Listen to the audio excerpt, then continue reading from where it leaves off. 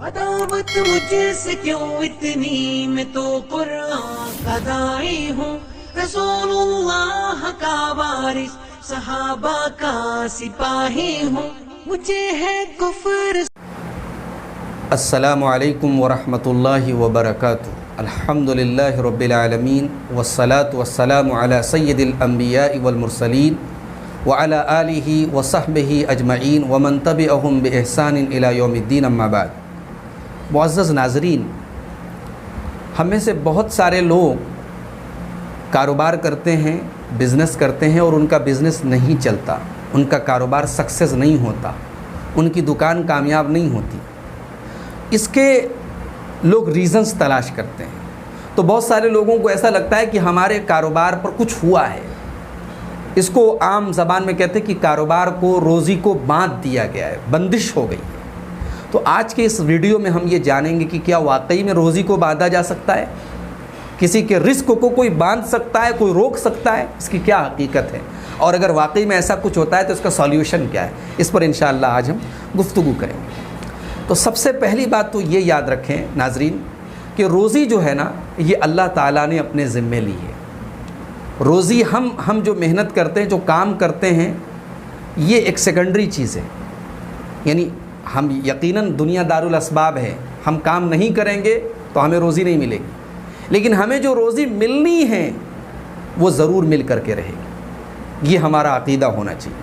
اور جو روزی اللہ تعالیٰ نے ہمارے مقدر میں لکھی ہے وہ کوئی روک نہیں سکتا، اور جو اللہ تعالیٰ ہمیں نہیں دینے والا ہے وہ کوئی دے نہیں سکتا۔ یہ جو عقیدہ ہے، یہ ایک مسلمان کا بنیادی عقیدہ ہونا چاہیے۔ سورہ فاطر کی آیت نمبر 2 میں اللہ تعالیٰ نے فرمایا، ما یفتح اللہ للناس من رحمت فلا ممسک لها وما یمسک فلا مرسل له من بعدہ وهو العزیز الحکیم۔ اللہ تعالیٰ اپنی جس رحمت کے دروازے لوگوں کے لیے کھول دے، اسے کوئی بند نہیں کر سکتا، اسے کوئی روک نہیں سکتا، اور جسے اللہ تبارک و تعالیٰ روک لے، باندھ دے، نہ دے، فلا مرسل له من بعدہ، تو اللہ کے بعد اسے کوئی چھڑا نہیں سکتا۔ جسے اللہ روک لے اسے کوئی ریلیز نہیں کرا سکتا۔ وَهُوَ الْعَزِيزُ الْحَكِيمُ، اللہ تعالیٰ سب سے طاقتور اور حکمت والا ہے۔ یہ کہنا کہ ہماری روزی کو باندھ دیا گیا، بالکل غلط عقیدہ ہے۔ کوئی روزی کو باندھ نہیں سکتا ہے۔ آپ کو جو روزی ملنے والی ہے وہ کوئی باندھ ہی نہیں سکتا ہے، کوئی روک نہیں سکتا ہے۔ روزی کا مالک اللہ ہے، خالق ہے، جو خالق ہے وہی رازق ہے، اسی کے ہاتھ میں رزق ہے۔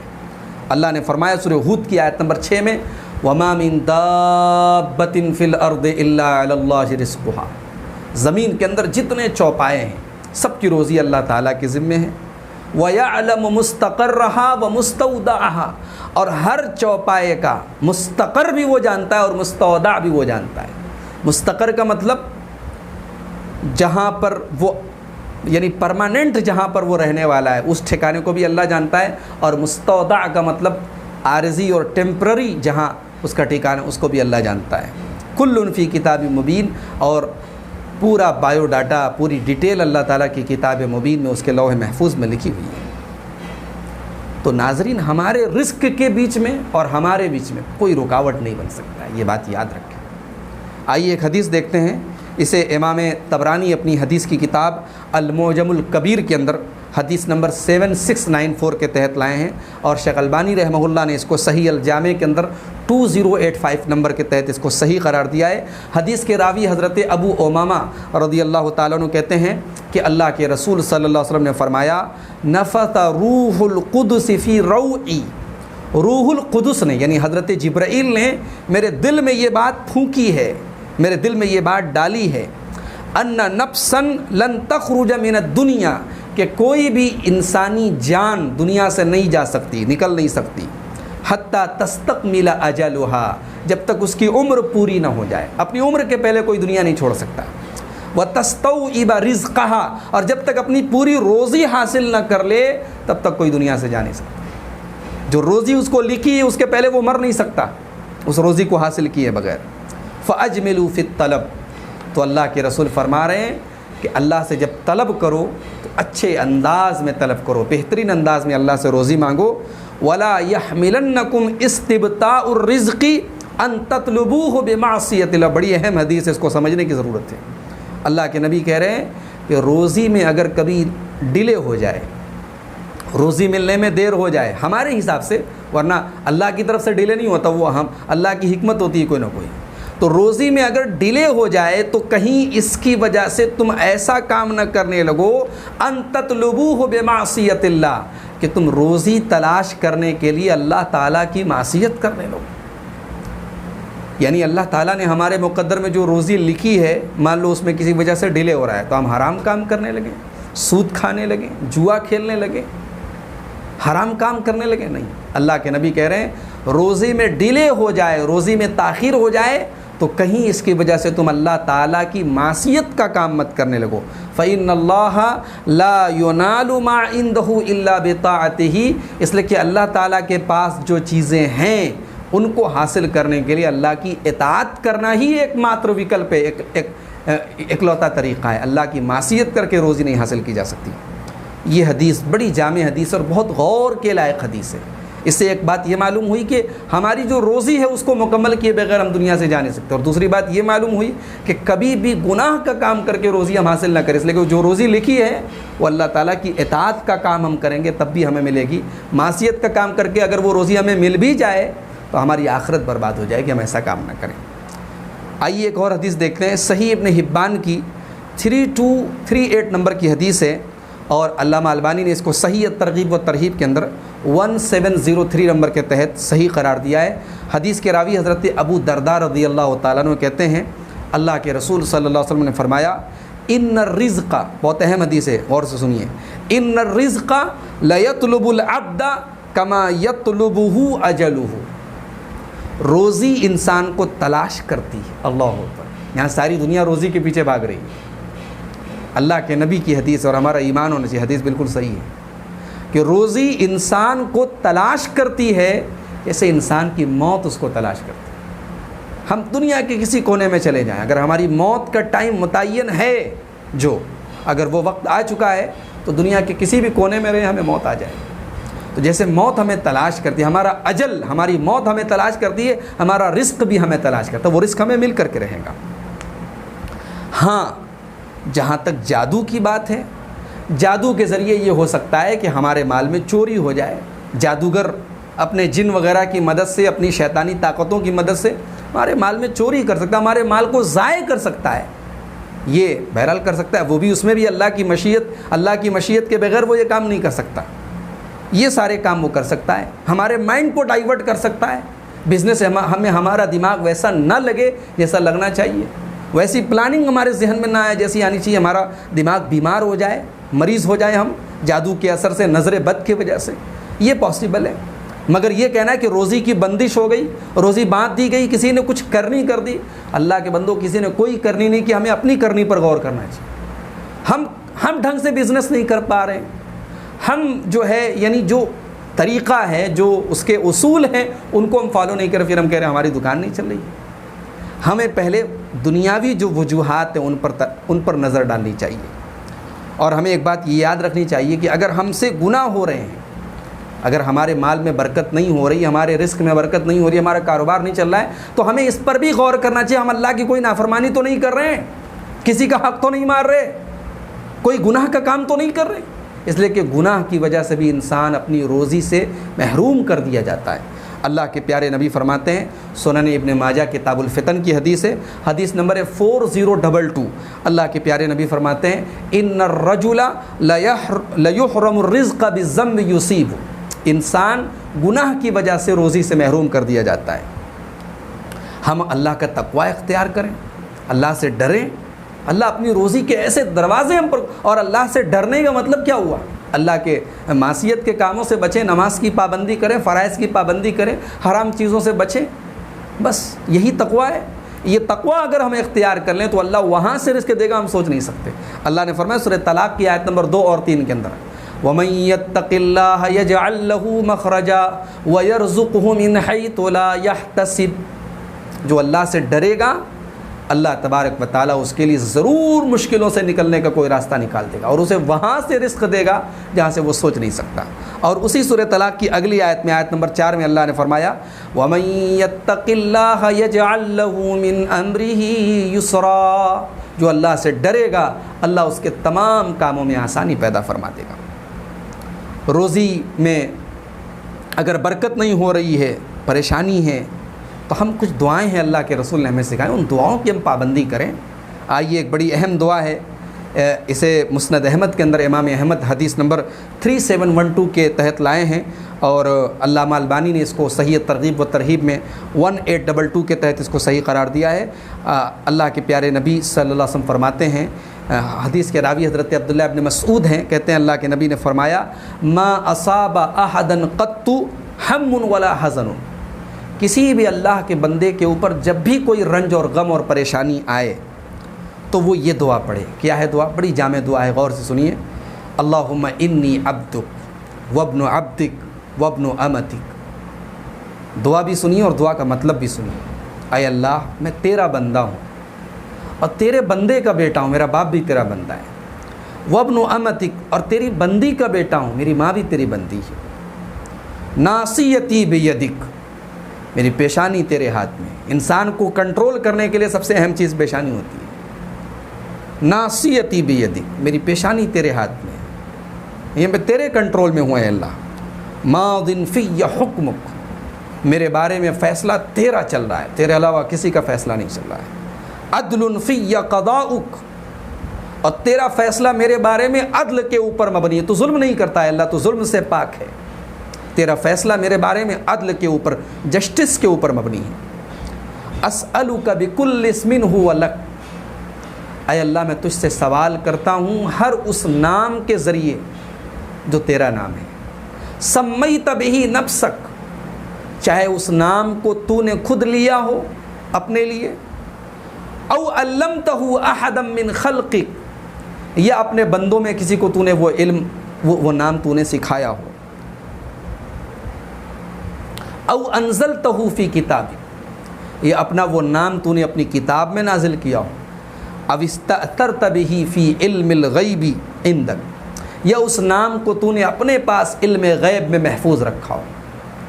تو میں ان تمام ناموں کے ذریعے جو تیرے نام ہیں اللہ تجھ سے دعا کرتا ہوں، ان ناموں کے واسطے سے تجھ سے دعا کرتا ہوں۔ اللہ تعالیٰ کے اسماء و صفات کے واسطے سے دعا کر سکتے ہیں، ایک عقیدہ بھی معلوم ہوا۔ اس کے بعد اب جو اصل دعا آ رہی ہے، غور سے سنیے۔ ان تجعل القرآن ربیع قلبی ونور صدری وجلاء حزنی وذہاب ہمی، اے اللہ تو قرآن کو میرے دل کی بہار بنا دے، ربیع قلبی میرے دل کی بہار بنا دے، ونور صدری میرے سینے کا نور بنا دے، وجلاء حزنی میرے غموں کا علاج بنا دے، وذہاب ہمی اور میرے رنج اور میری تکلیفوں کی دوا بنا دے۔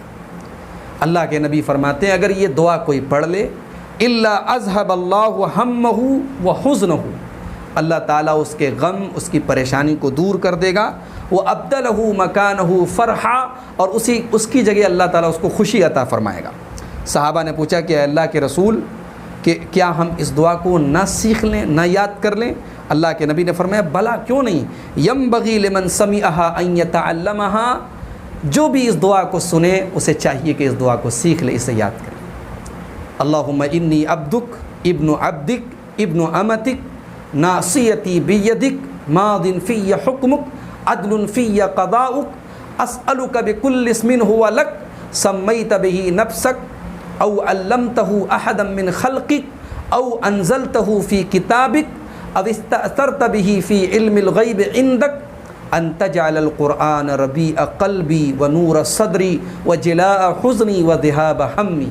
یہ دعا ہے میرے بھائی، اس کو یاد کرو۔ مصیبتوں میں چاہے ان پریشانیوں کا تعلق ہماری بیماری سے ہو، ہمارے کاروبار سے ہو، ہمارے فیملی ریلیشن سے ہو، یہ دعا انشاءاللہ آپ کسی بھی رنج و غم میں پڑھیں، یہ دعا کام کرے گی۔ اس کے علاوہ استغفار کثرت سے کریں، استغفار کثرت سے کریں۔ اللہ تعالیٰ نے سورہ نوح کے اندر حضرت نوح علیہ السلام کا واقعہ جہاں بیان کیا گیا ہے، وہاں اللہ تعالیٰ نے حضرت نوح کی زبان سے یہ الفاظ ادا ہوئے ہیں۔ اللہ تعالیٰ نے بیان کیا کہ حضرت نوح نے اپنی قوم سے کہا استغفروا ربکم انہ کان غفارا یرسل السماء علیکم مدرارا ویمددکم باموال وبنین ویجعل لکم جنات ویجعل لکم انہارا، کہ اے میری قوم کے لوگوں اپنے رب سے استغفار کرو، بے شک وہ بہت بخشنے والا، معاف کرنے والا ہے۔ وہ تم پر آسمان سے موسلادھار بارش نازل فرمائے گا، تمہیں مال و اولاد سے نوازے گا، تمہارے لیے باغات بنائے گا، تمہارے لیے نہریں بنائے گا۔ اس آیت کی تفسیر میں بعض اہل علم سے یہ بات منقول ہے کہ اولاد سے اگر کوئی محروم ہو استغفار کرے، کسی کے باغات میں قحط سالی کی وجہ سے پیداوار نہ ہو رہی ہو استغفار کرے، کوئی مال و دولت سے پریشان ہو، فقر و فاقہ سے پریشان ہو استغفار کرے، ان تمام پریشانیوں کے لیے استغفار کرے۔ اس کے علاوہ ایک اور دعا ہے، اس کو سونے سے پہلے پڑھنے کی پابندی کریں۔ صحیح مسلم کی 2713 نمبر کے اندر یہ حدیث کے اندر یہ دعا وارد ہے۔ اللہ کے پیارے نبی رات میں سونے کے پہلے یہ دعا پڑھتے تھے، بڑی بہترین دعا ہے۔ اللہم رب السماوات و رب الارض و رب العرش العظیم، اے اللہ تو آسمانوں کا رب ہے، زمین کا رب ہے، عرش عظیم کا رب ہے، ربنا و رب کل شیء، ہمارا رب ہے اور ہر چیز کا رب ہے، فالق الحب والنوا، تو اناج کے دانوں کو اور گٹلیوں کو پھاڑنے والا ہے، ومنزل التوراۃ والانجیل، تورات اور انجیل کو تو نازل کرنے والا ہے، اعوذ بک من شر کل دابہ انت آخذ بناصیتها، اے اللہ میں تیری پناہ چاہتا ہوں ہر اس جاندار کے شر سے جس کی پیشانی کو تو پکڑے ہوئے ہے۔ اللہم انت الاول فلیس قبلک شیء، اے اللہ تو اول ہے، تجھ سے پہلے کوئی نہیں، وانت الآخر فلیس بعدک شیء، اے اللہ تو آخر ہے، تیرے بعد کوئی چیز نہیں، وانت الظاہر فلیس فوقک شیء، اے اللہ تو ظاہر ہے، تیرے اوپر کوئی چیز نہیں، وانت الباطن فلیس دونک شیء، اور اے اللہ تو باطن ہے، تیرے ورے کوئی چیز نہیں، اقض عنا الدین، اے اللہ تو ہمارے قرضوں کی ادائیگی فرما دے، واغننا من الفقر، اور ہم کو فقر و فاقہ سے تو ہمیں بے نیاز کر دے، ہمیں غنی بنا دے، ہمیں مالدار بنا دے۔ اس دعا کو بھی پابندی سے پڑھیں، رزق میں برکت کے لیے، کاروبار میں برکت کے لیے۔ اس کے علاوہ ایک بہت مشہور دعا ہے جو اللہ کے رسول صلی اللہ علیہ وسلم نے حضرت علی کو سکھائی تھی، قرض کی ادائیگی۔ قرض اگر کسی کے اوپر بہت زیادہ ہو یا کسی سے قرض ہمیں لینا ہو، وہاں پر بھی ہم یہ دعا پڑھ سکتے ہیں۔ یہ سنن ترمذی کی 3563 نمبر کے تحت یہ دعا وارد حدیث کے اندر اللہ کے نبی نے یہ دعا سکھائی حضرت علی کو۔ حضرت علی فرماتے ہیں وہ دعا کیا ہے؟ اللہم اکفنی بحلالک عن حرامک واغننی بفضلک عمن سواک، اے اللہ تو اپنے حلال کے ذریعے میرے لیے کافی ہو جا، حرام کی ضرورت کبھی نہ پڑے، حلال کے ذریعے تو کافی ہو جا، واغننی بفضلک، اور اپنے فضل سے تو اے اللہ مجھے اتنا بے نیاز کر دے، اتنا غنی کر دے، اتنا مالدار کر دے، عمن سواک، کہ تیرے سوا کسی کے در پہ جانا نہ پڑے۔ بڑی جامع دعا ہے، بہترین دعا ہے، اس کو بھی یاد کر لیں۔ اس کے علاوہ ایک دعا اللہ کے نبی صلی اللہ علیہ وسلم نے حضرت معاذ ابن جبل کو سکھائی تھی۔ یہ امام طبرانی اس کو المعجم الصغیر کے اندر لائے ہیں، اور علامہ البانی نے صحیح ترغیب و ترہیب کے اندر حدیث نمبر 1821 کے تحت اس کو صحیح قرار دیا ہے۔ کیا ہے وہ دعا کے الفاظ؟ آئیے دیکھتے ہیں۔ اللہم مالک الملک تؤتی الملک من تشاء وتنزع الملک ممن تشاء، اے اللہ تو بادشاہت کا مالک ہے، جسے چاہتا ہے بادشاہت دیتا ہے اور جس سے چاہتا ہے بادشاہت چھینتا ہے۔ وتعز من تشاء وتذل من تشاء، تو جسے چاہتا ہے عزت دیتا ہے اور جسے چاہتا ہے ذلت دیتا ہے۔ بیدک الخیر انک علی کل شیء قدیر، تیرے ہاتھ میں خیر اور برکت ہے، تو ہر شے پر قادر ہے۔ رحمان الدنیا والآخرہ، تو دنیا اور آخرت کا رحمان ہے، ورحیمہما، اور دنیا اور آخرت کا رحیم ہے۔ تعطیہما من تشاء وتمنع منہما من تشاء، تو دنیا اور آخرت جسے چاہتا ہے دیتا ہے اور جسے چاہتا ہے روک لیتا ہے۔ ارحمنی رحمتن تغنینی بہا عن رحمت من سواک، اے اللہ مجھ پر ایسی رحمت نازل فرما کہ تیرے سب سے بے نیاز ہو جاؤں، تیرے علاوہ سب سے بے نیاز ہو جاؤں، ایسی رحمت مجھے عطا فرما۔ تو ان تمام دعاؤں کی پابندی کریں، صبح شام کے اذکار کی پابندی کریں، انشاءاللہ نظر بد وغیرہ کا اثر ہوگا بھی تو ختم ہو جائے گا۔ اور جادوگر کے ذریعے اگر آپ کو ایسا لگ رہا ہے کہ آپ کے مال میں نقصان ہو رہا ہے، تو جو جادو کے تعلق سے جو آیات ہیں، ہمارے اسی یوٹیوب چینل پر پورا ہمارا ایک ویڈیو موجود ہے جس میں ہم نے وہ تمام آیتیں جمع کر دی ہیں، جس میں سورۃ الفاتحہ ہے، سورہ بقرہ کی ابتدائی آیات ہیں، پھر سورہ بقرہ میں آگے جو ہاروت اور ماروت کا جن آیتوں کے اندر ذکر ہے وہ آیتیں ہیں، پھر سورہ بقرہ کی آخری 2 آیتیں ہیں، آیت الکرسی ہیں، اور بھی دیگر جو قرآن کی سحر سے متعلق، جادو سے متعلق آیتیں، وہ سب ہم نے جمع کر دی۔ ان کو آپ کثرت سے پڑھیں بھی، دم بھی کریں اپنے اوپر، اور ان کو سنیں بھی۔ انشاءاللہ اگر جادو کا کوئی اثر ہوگا تو وہ ختم ہو جائے گا۔ لیکن جو شروع میں نے بات کہی تھی کہ یہ عقیدہ یہ کبھی نہ پالیں کہ ہماری روزی کو کوئی باندھ سکتا، کوئی نہیں باندھ سکتا۔ ہاں، کوئی اپنے نظر بد کے ذریعے، اپنے حسد کے ذریعے تھوڑا بہت نقصان اللہ تعالیٰ کی مشیت اور حکم سے پہنچا سکتا ہے، لیکن اس کا بھی علاج الحمدللہ موجود ہے۔ دعاؤں کی پابندی کریں، اذکار کی پابندی کریں۔ کبھی بھی کوئی نیا بزنس سیٹ اپ کرنا شروع کریں، نئی دکان شروع کریں تو استخارہ کر لیں۔ انشاءاللہ استخارہ کے اوپر بھی ہمارا ایک مکمل ویڈیو آئے گا، اس میں آپ کو استخارے کا پورا طریقہ اور استخارے سے متعلق پھیلی ہوئی جو غلط فہمیاں ہیں وہ ہم دور کریں گے۔ اللہ سے دعا ہے رب العالمین ہم سب کے کاروبار میں، ہمارے رزق میں برکت عطا فرما، اور ہماری روزی روٹی میں جو بھی پریشانی ہے اے اللہ تو اس کو دور فرما دے۔ آج کے ویڈیو میں جو بھی دعائیں میں نے بیان کی ہیں وہ ساری ڈسکرپشن کے اندر موجود ہیں، وہاں سے آپ لے سکتے ہیں اور ان کو یاد کر سکتے ہیں۔ والسلام علیکم ورحمۃ اللہ۔